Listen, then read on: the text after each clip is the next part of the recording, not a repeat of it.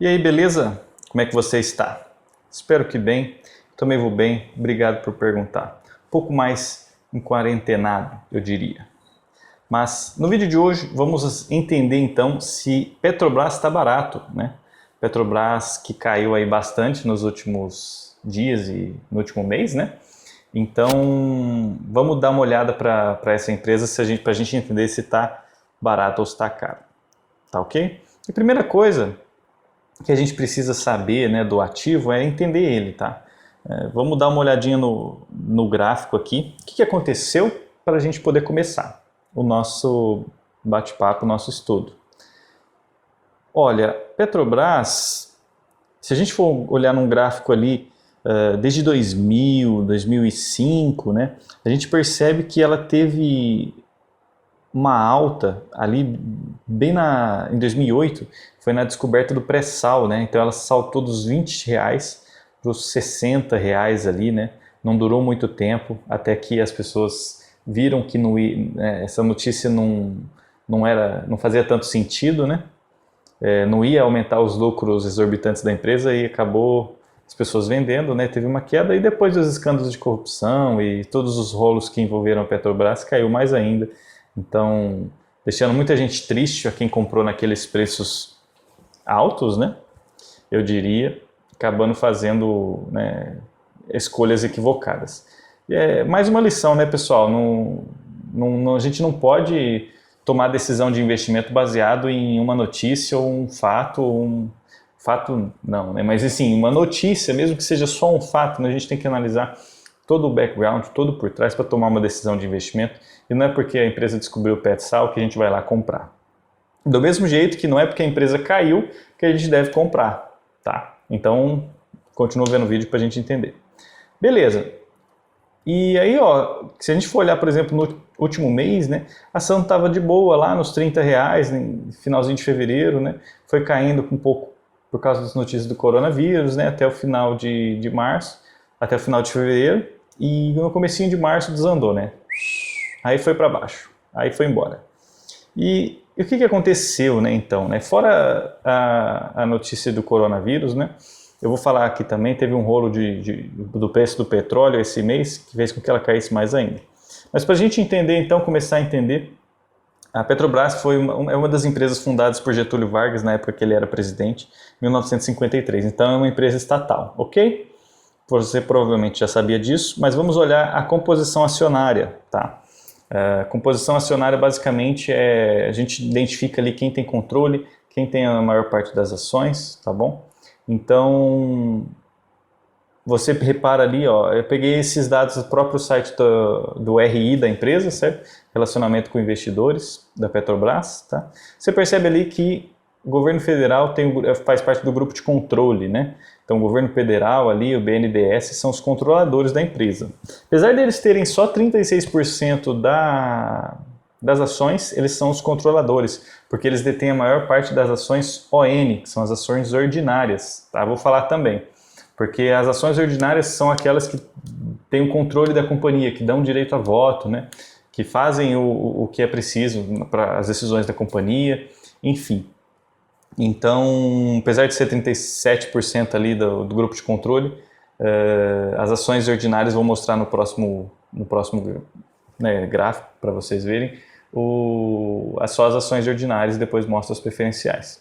Então você vê aí que grande parte dos investidores também da Petrobras são de investidores estrangeiros, né, que não são do Brasil, né, tanto através de ADRs, né, que são recibos de ações negociadas lá na Bolsa de Nova York, quanto até na própria B3. Então você percebe que na Petrobras muitas pessoas que têm esse ativo, né, ou que tinham no caso, eram investidoras estrangeiras, tá? Isso vai fazer sentido quando a gente for analisar porquê que caiu tanto essa ação, tá? E quando a gente olha no outro slide, nas ações ordinárias, nas ações... Aí as ações ordinárias, tá? Como eu falei no outro slide, né, o governo tem só 28, menos de 30%, né?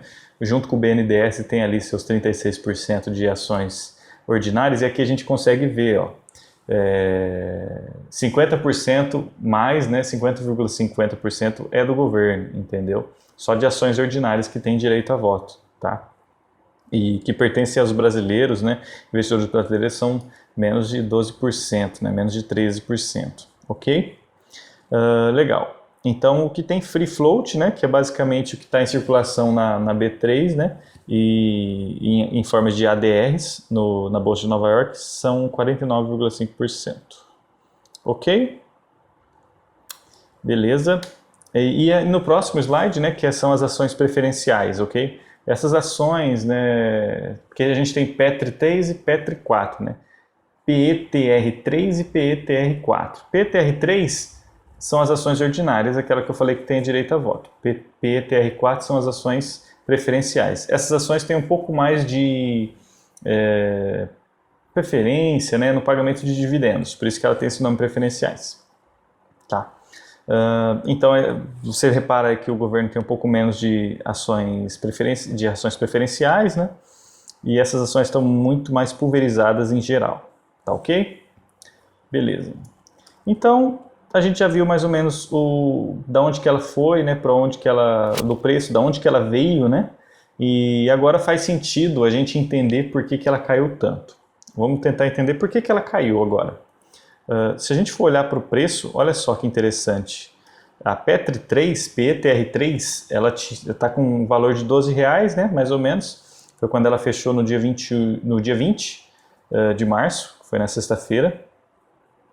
Certo? Ela fechou mais ou menos nesse preço e nos últimos 52 semanas, a gente consegue ver que é mais ou menos no último ano, 52 semanas, ó, ela saiu dos R$33,28 e foi para os R$11, né? Chegou a ter uma mínima ali e agora está nos R$12.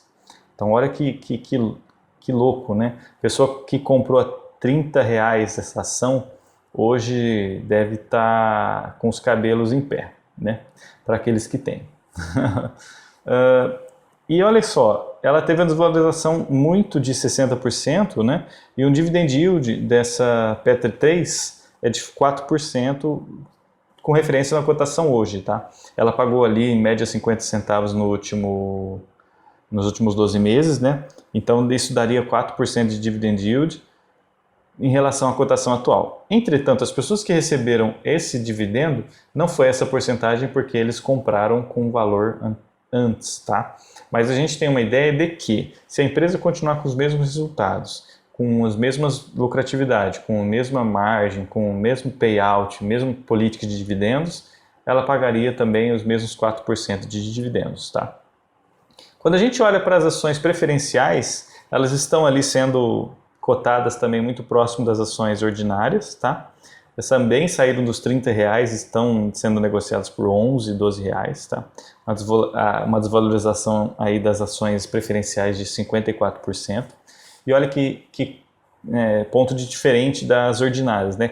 Um pouco diferente das ordinárias, ela pagou aí o dobro quase de dividendo nos últimos 12 meses, tá? Enquanto as ordinárias pagaram 50 centavos por ação, a preferencial, a PETR4, pagou 96 centavos por ação, tá? Isso daria mais ou menos 8% de dividend yield com a cotação atual. Lembrando que as pessoas que receberam esses dividendos nos últimos 12 meses estavam comprado com a ação a 30, 25 reais, entendeu? Então não tiveram esse dividend yield, tá bom? Isso daqui é só um valor de referência, caso a empresa mantiver os mesmos números no ano que vem, por exemplo, tá? Beleza. Então, a gente entende que, como a gente viu na composição acionária, muitos investidores estrangeiros têm essa ação da Petrobras. Por ser uma das maiores empresas aqui da América Latina, enfim, é uma empresa de petróleo, uma commodity, né? E que basicamente, né, muitas pessoas, investidores estrangeiros, investem nela diretamente, tá? E por isso que quando a Petrobras cai, o índice nosso do Ibovespa, né, cai também. Por quê? Tende a cair também porque a Petrobras tem um peso muito grande no índice do Ibovespa, tá? Então, sabendo que tem muitos investidores estrangeiros dentro do papel da Petrobras, ou que tinha, né, investidores estrangeiros que investem em Petrobras, com a crise do coronavírus, com as pessoas tendo medo do risco, né, tendo com muito medo, pânico, enfim, elas vendem os seus ativos, né, e vão lá para os Estados Unidos, ok? Vão lá para o Tesouro Americano, que é onde elas têm mais segurança, tá? Então, isso é um motivo também. Além de que, agora em março, teve um rolo que envolvia a Arábia com a Rússia, tá? É um cartel de produtores de petróleo lá que não vou me aprofundar nisso, mas eles acabaram se, né, brigando lá entre si, enfim, modo de dizer, e acabou barateando o preço do petróleo, tá? E isso teve consequências ruins para a Petrobras, que também, né, produz petróleo, né, extrai petróleo. Então, o fato de o que a Petrobras produzir ficar mais barato, né, acaba, né, não justificando muito a sua produção, diminuindo as margens da Petrobras, tá bom? Então, como o mercado precifica antes, né, não é porque a Petrobras foi impactada por isso ainda, mas como o mercado precifica antes, né, as pessoas tendem a tomar decisões baseadas em perspectivas futuras, o preço acabou se depreciando mais ainda, ok? Então, beleza, a gente viu mais ou menos em relação ao preço, da onde ela estava, por que ela caiu, tá bom? E a gente entende também que é uma empresa estatal. E uma coisa que eu queria deixar comentado aqui é que uma empresa estatal, né, como ela o governo tem a maior parte do controle, né? Só queria deixar uma reflexão aqui. Qual é a maior probabilidade de alguém jogar lixo no chão? Dentro de casa ou na rua, na praia, que é uma propriedade privada, né, versus uma propriedade que seria pública, que seria de todo mundo, né? Temos uma reflexão aqui, né? Isso aqui é mais ou menos uma chance de as coisas darem errado em empresas estatais, que eu acredito que seja maior. Só isso, tá? Beleza, vamos dar uma olhadinha para o balanço então, coisa rápida, não vamos prolongar muito, tá? Mas a gente precisa analisar um pouco dos números para a gente falar se está barato ou está caro, tá? Então, ela teve ali, ó, essas informações eu pego tanto no site de relação com investidores, também peguei informações do Status Invest e peguei também da Baster.com, tá? Então, beleza, ela teve uma receita líquida ali que, né, foi crescendo ali durante os últimos anos, ok? Resultado também parece ok, um crescimento legal.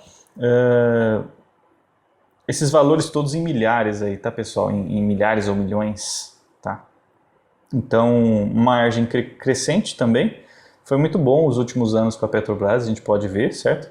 Apesar de 2014 e 2015, ela teve um EBIT negativo, tá? Bem negativo em 2014. Ela tem tido um resultado bem sólido nos últimos 4 anos, pelo menos, tá? DIA seria depreciação e amortização, ok? Ali a gente tem uma margem operacional, EBIT, tá? O resultado financeiro e o lucro, tá? Então a gente vê ali que nos últimos anos, né, o lucro tem sido um pouco mais sólido, tá? Caiu um pouco em 2016, mas tem sido um pouco sólido na casa dos 30. Tá bom? Uma margem descontada já, margem líquida, ok? ROI descontado, retorno do patrimônio líquido, né? Return on Equity em inglês. E ali números ok, números crescentes, ok? Aparentemente empresa em crescimento, tá? E a gente vai olhar agora para o caixa e para a dívida, tá? A gente vê o patrimônio líquido ali da Petrobras deu uma oscilada, né? Mas tem voltado a crescer nos últimos anos, tá? O caixa da empresa já foi maior, né? Hoje ela está com menos caixa do que já teve nos anos anteriores, tá? E a dívida cresceu, né? Não é muito bom a gente ver dívida crescendo, né? Mas em 2019 a dívida aí em relação ao patrimônio líquido, que é o indicador dívida sobre o patrimônio líquido, de 1,17, né? Ou seja, é uma empresa que tem dívidas acima do seu próprio patrimônio líquido, tá? Apesar de que as dívidas ali no próximo indicador, dívida dividido pelo EBITDA, que é o indicador de resultado operacional da empresa, EBITDA, de 2,27, tá? O que isso indica, né? Indica que Isso é basicamente um número para a gente saber o quanto de endividada a empresa está. Se a gente repara que em 2014, 15, 16 até 2017 ela estava com uma dívida bem alta, né, mas tem diminuído em relação ao seu resultado operacional, tá bom? Basicamente isso. Né? Então qual que é a análise que a gente tira disso? Né? É uma empresa que tem sua dívida relevante ali, né? É uma empresa que já teve mais endividado, né? Hoje aparentemente está um pouco mais controlado, tá bom? Mas é algo para a gente ficar atento também, ok? Então, beleza. A gente olha então que a gente tem no próximo gráfico que eu vou mostrar, próximo slide, né, a gente tem um patrimônio líquido, certo? A gente tem os ativos circulantes, tá? Isso daqui, se vocês não souberem, não precisa ficar muito preocupados, tá? Ali a gente tem o nível 2 de segmentação de listagem da Bolsa, basicamente é o índice de governança corporativa, mas o que eu quero deixar claro aqui nesse slide é para a gente olhar o valor de mercado dela, tá? Ela é inferior ao próprio patrimônio, olha que coisa, né? Então, as ações da Petrobras estão mais baratas do que o próprio patrimônio dela, certo? E esse valor de firma aí, caso você queira comprar a Petrobras, né, por 475 bilhões você consegue comprar, tá bom? Beleza. Então, no próximo a gente tem os indicadores, né? Que é basicamente... a gente vai olhar para o preço da ação, né? E comparar com, por exemplo, o valor patrimonial, ou comparar com patrimônio líquido, ou comparar, por exemplo, com os lucros, tá? Então ali a gente tem o P sobre o VP, né? Que é o preço sobre o valor patrimonial. Então de 0,53, né? No slide anterior, como eu falei que as ações estavam mais baratas que o patrimônio, você consegue ver por esse indicador, preço sobre o valor patrimonial. Então o preço da ação está menor do que o valor patrimonial da ação, tá? Você consegue ver nesse nesse VPA, desculpa, indicador ali pelo VPA, você consegue ver que está R$ 22,00 o valor patrimonial da ação no último balanço, tá? Então, como a ação está R$ 10,00, né, 11, 12 reais, ela está mais barata do que o próprio patrimônio dela, ok? E outra coisa interessante também é que o lucro por ação, pelo menos nos últimos resultados, foi de 3,14, a ação está sendo negociada a 12, mais ou menos, então o preço sobre o lucro ali de 3,86. É um indicador bastante barato, né, para a gente analisar. Ok? Outra coisa interessante da gente destacar aqui é o passivo sobre o ativo, né? Passivo sobre o ativo e o patrimônio sobre os ativos. Basicamente diz que a empresa tem mais passivos do que patrimônio, tá? E então isso a gente entende que muito dos ativos da empresa são financiados por terceiros, tá bom? É algo para a gente ter em mente também. Agora que a gente já viu bastante coisa sobre a empresa, um pouco de questão de governança, composição acionária, né, um pouco dos números da empresa, gostaria de compartilhar alguma coisa aqui com vocês. O que poderia acontecer? Digamos que eu compre a Petrobras hoje, por exemplo, no momento que eu estou gravando esse vídeo, a um preço desse que está sendo negociado na última sexta-feira, 12, 11 reais. Digamos que eu compre, tá? Que eu acho barato e compre. E eu venho aqui no vídeo e falo para vocês que está barato, que está uma oportunidade que nunca houve antes, vende sua casa para comprar Petrobras. Digamos que eu faça isso. Agora vamos entender, né, vamos supor que essa mensagem chegue para mais ou menos 100 mil pessoas. E digamos que 50 mil pessoas vão lá e comprem também a Petrobras. O que pode acontecer? O que normalmente acontece? Tá? Há uma pressão de demanda, né? As pessoas comprando a Petrobras, há uma pressão de demanda e o preço se eleve. Tá? Isso é natural, isso acontece. O que vai acontecer comigo, que comprei antes de eu falar no vídeo? Eu comprei, aí todo mundo que viu no vídeo foi lá e comprou também, o papel subiu, quem ganhou dinheiro?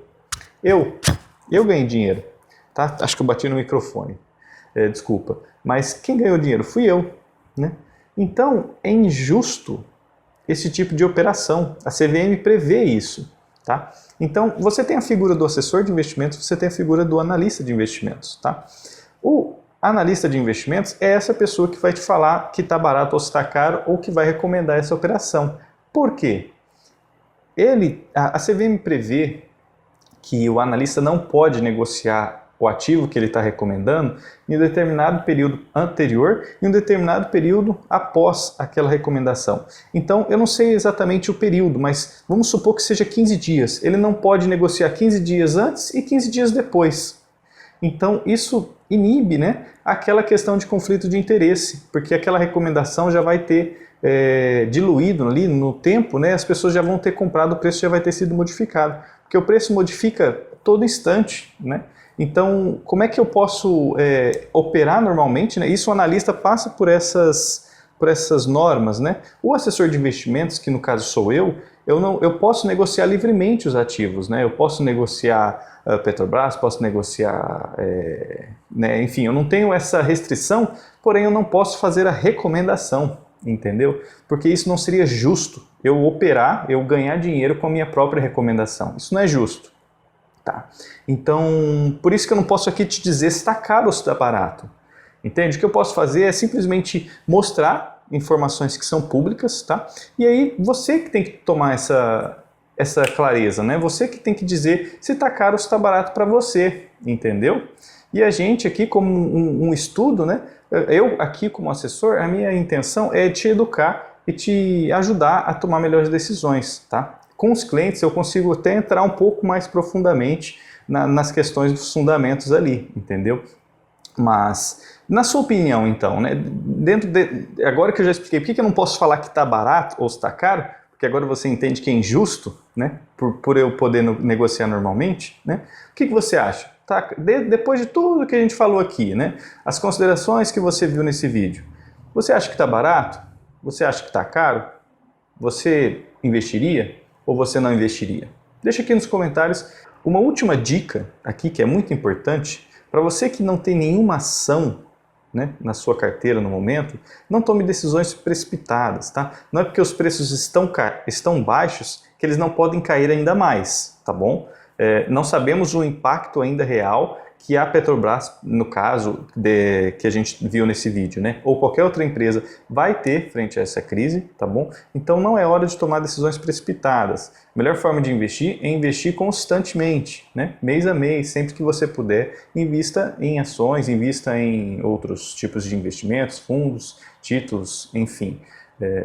Você tem uma série de formas de se proteger, tá bom? Quando você vai investindo aos poucos. Quando você faz um investimento alto de uma vez só, né, você está com muito mais risco do que se você diluísse isso e investisse pouco a pouco, tá bom? Então, né, essa é a última dica. Espero que tenha contribuído com você e a gente se vê na próxima vez.